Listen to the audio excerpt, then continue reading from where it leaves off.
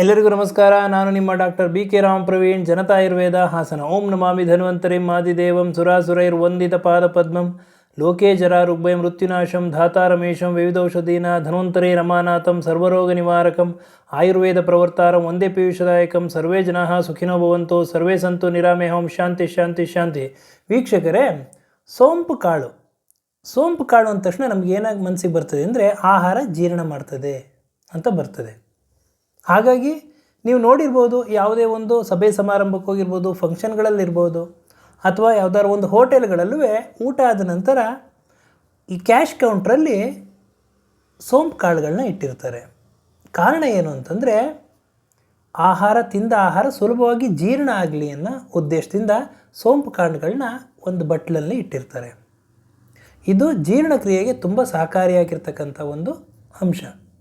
ಇದನ್ನು ನಾವು ಊಟ ಆದ ನಂತರ ನಾವು ಸೋಂಪು ಕಾಳನ್ನ ತಿನ್ನೋದ್ರಿಂದ ಆಹಾರ ಸುಲಭವಾಗಿ ಜೀರ್ಣ ಆಗ್ತದೆ. ಇದರಲ್ಲಿ ನಾರಿನಂಶ ಇರ್ತದೆ, ಡೈಜೆಷನ್ ಸರಿಯಾಗಿ ಆಗ್ತದೆ. ಇದು ಎಲ್ಲರಿಗೂ ಗೊತ್ತಿರೋವಂಥ ವಿಷಯ. ಆದರೆ ಇದರ ಜೊತೆಗೆ ಇದು ಕಿಡ್ನಿಯ ಒಂದು ಆರೋಗ್ಯವನ್ನು ಕಾಪಾಡ್ತದೆ. ಮೂತ್ರಪಿಂಡದ ಒಂದು ಕಾರ್ಯವನ್ನು ಇದು ಸರಿಯಾದ ರೀತಿಯಲ್ಲಿ ನಿರ್ವಹಿಸುವ ಹಾಗೆ ಮಾಡ್ತದೆ. ಇದು ಆ್ಯಂಟಿ ಇನ್ಫ್ಲಮೇಟರಿಯಾಗಿ ಉರಿಯೂತವನ್ನು ಕಡಿಮೆ ಮಾಡ್ತದೆ, ಆಂಟಿ ಆಕ್ಸಿಡೆಂಟ್ ಆಗಿ ಕೆಲಸ ಮಾಡ್ತದೆ, ಹಾಗೂ ಇದು ಮೂತ್ರವರ್ಧಕ ಅಂದರೆ ಡೈಯೂರೆಟಿಕ್ ಆಗಿ ಕೆಲಸ ಮಾಡ್ತದೆ. ಈ ಒಂದು ಸೋಂಪು ಕಾಳುಗಳನ್ನ ತಿನ್ನೋದ್ರಿಂದ ಆಹಾರ ಸುಲಭವಾಗಿ ಜೀರ್ಣ ಆಗ್ತದೆ. ಜೀರ್ಣ ಆಗೋದ್ರ ಜೊತೆಗೆ ಕಿಡ್ನಿ ಫಂಕ್ಷನ್ಗಳು ಚೆನ್ನಾಗಾಗ್ತದೆ.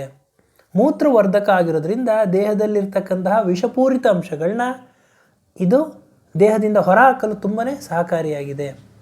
ಆದ್ದರಿಂದ ಪ್ರತಿದಿನ ಊಟ ಆದ ನಂತರ ಒಂದು ಚಮಚ ಸೋಂಪು ಕಾಳನ್ನು ಸೇವನೆ ಮಾಡೋದ್ರಿಂದ ಮೌತ್ ಫ್ರೆಶ್ನರಾಗಿ ಕೆಲಸ ಮಾಡ್ತದೆ, ಡೈಜೆಷನ್ ಸರಿಯಾಗಾಗ್ತದೆ, ಹಾಗೂ ಕಿಡ್ನಿ ಫಂಕ್ಷನ್ ಚೆನ್ನಾಗಾಗ್ತದೆ, ಕಿಡ್ನಿ ಫಿಲ್ಟ್ರೇಷನ್ ಚೆನ್ನಾಗಾಗ್ತದೆ, ಹಾಗೂ ದೇಹದಲ್ಲಿರ್ತಕ್ಕಂಥ ವಿಷಪೂರಿತ ಅಂಶಗಳು ದೇಹದಿಂದ ಹೊರಹೋಗ್ತದೆ. ಆರೋಗ್ಯವನ್ನು ಕಾಪಾಡಲು ಇದು ತುಂಬಾ ಸಹಕಾರಿಯಾಗಿದೆ ಅಂತ ಹೇಳ್ತಾ ಇವತ್ತಿನ ಈ ಒಂದು ಸಂಚಿಕೆಯನ್ನು ಮುಗಿಸ್ತಾ ಇದ್ದೀನಿ. ನನ್ನ ಈ ವಿಡಿಯೋ ತಮಗೆ ಇಷ್ಟವಾಗಿದ್ದಲ್ಲಿ ಲೈಕ್ ಮಾಡಿ, ಶೇರ್ ಮಾಡಿ, ಹಾಗೂ ನನ್ನ ಎಲ್ಲ ಮುಂದಿನ ವಿಡಿಯೋಗಳಿಗಾಗಿ ಸಬ್ಸ್ಕ್ರೈಬ್ ಮಾಡಿ. ಧನ್ಯವಾದ.